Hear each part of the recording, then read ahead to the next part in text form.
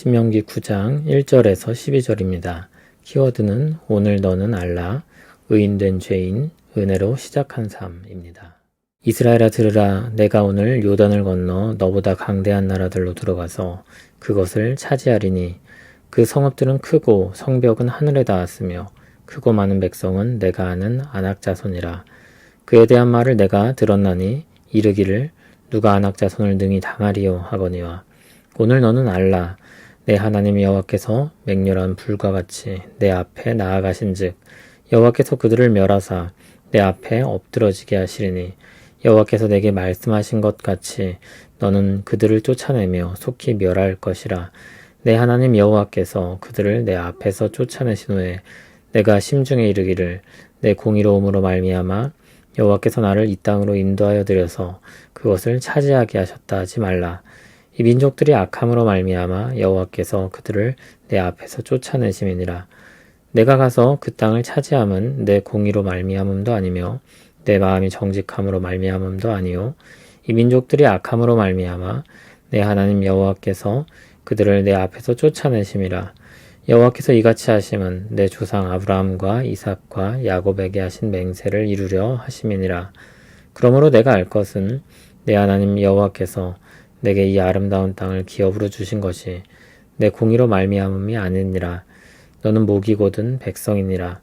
너는 광야에서 내 하나님 여호와를 경노하게 하던 일을 잊지 말고 기억하라. 내가 애굽 땅에서 나오던 날부터 이곳에 이르기까지 늘 여호와를 거역하였으되 호렙산에서 너희가 여호와를 경노하게 하였으므로 여호와께서 진노하사 너희를 멸하려 하셨느니라. 그때 내가 돌판들 곧 여호와께서 너희와 세우신 언약의 돌판들을 받으려고 산에 올라가서 40주 40야를 산에 머물며 떡도 먹지 아니하고 물도 마시지 아니하였더니 여호와께서 두 돌판을 내게 주셨나니 그 돌판의 글은 하나님의 손으로 기록하신 것이요 너희의 총회의 날에 여호와께서 산상 불 가운데에서 너희에게 이르신 모든 말씀이니라. 40주 40야를 지난 후에 여호와께서 내게 돌판 곧 언약의 두 돌판을 주시고 내게 이르시되 일어나 여기서 속히 내려가라. 내가 애굽에서 인도하여 낸 내 백성이 스스로 부패하여 내가 그들에게 명령한 돌을 속히 떠나 자기를 위하여 우상을 부어 만들었느니라. 아멘. 정탐꾼들은 가나안을 조사하고 와서 낭망했었습니다. 그들이 아낙 자손과 같이 크고 그들의 성읍들이 요새와 같았기 때문입니다. 도저히 들어가 이길 엄두가 나지 않았습니다. 하나님은 가나안 족속이 정말 그렇다고 말씀합니다.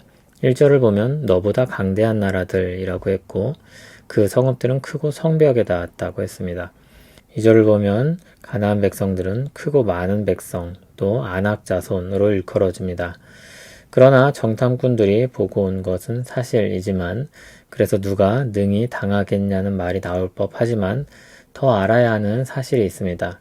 3절을 보면 그들보다 더 강한 하나님께서 이스라엘 앞에 가셔서 그들을 쫓아내고 멸하신다고 했습니다. 이스라엘은 자신과 가나안을 비교하고 두려워했습니다.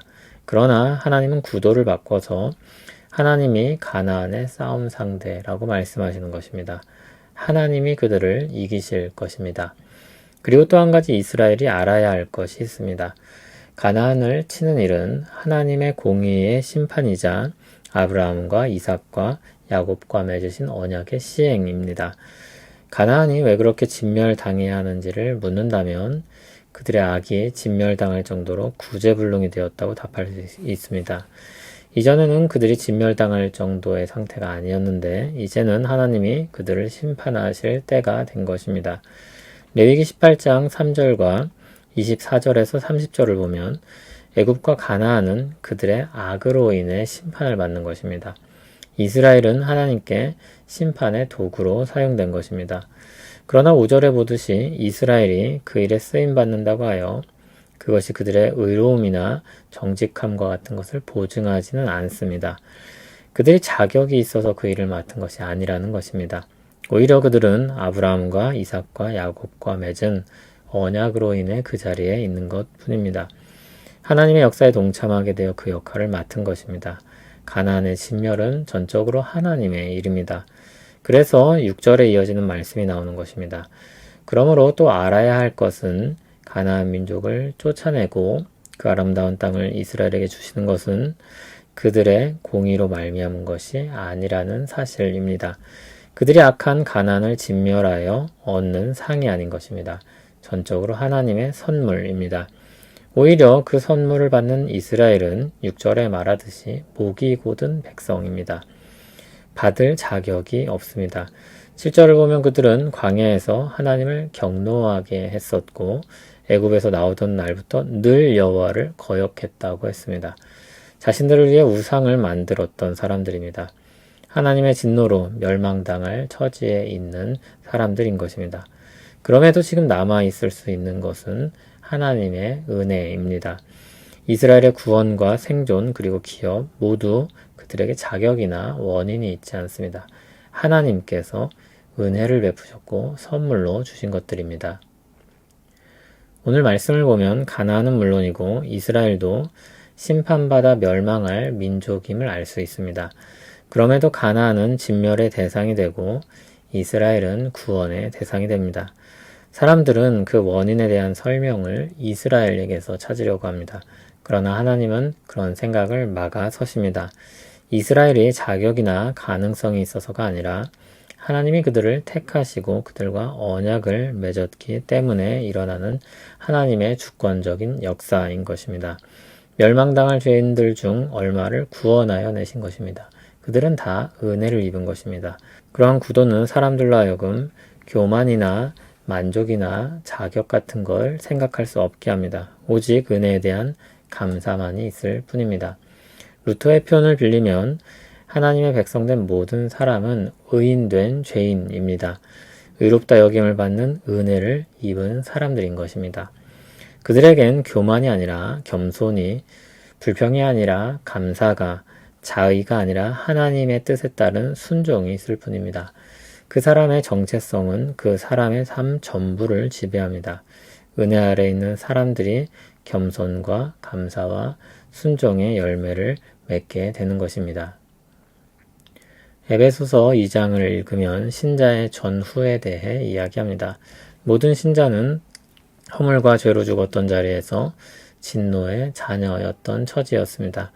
그러나 긍휼이 풍성하신 하나님이 우리를 사랑하신 그 큰 사랑으로 인하여 우리를 그리스도와 함께 살리셨습니다. 구원은 전적으로 하나님의 선물입니다. 하나님은 그렇게 우리를 구원하셔서 그리스도 예수 안에서 선한 일을 위해 행하게 하려 하신다고 했습니다.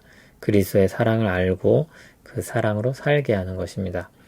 구원받은 자에게 주어진 역할은 자기 자랑이나 교만이 아닙니다. 그리스도를 자랑하고 하나님의 은혜를 찬송하며 서로 사랑하는 것입니다. 구원받은 믿음은 그 시작에 불과합니다.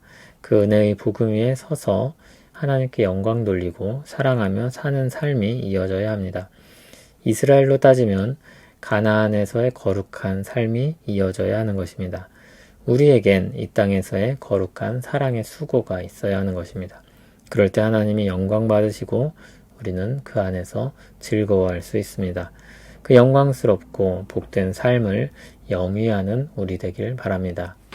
하나님의 진노 아래 죽을 수밖에 없는 처지에서 은혜로 우리를 구원하여 주시니 감사합니다.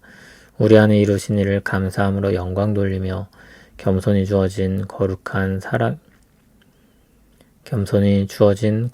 사랑의 수고를 감당하기를 원합니다.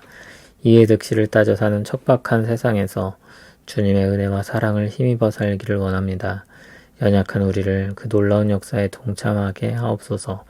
일용할 양식을 주시고 용기와 힘과 지혜와 사랑을 부어 주시옵소서. 예수님 이름으로 기도합니다. 아멘.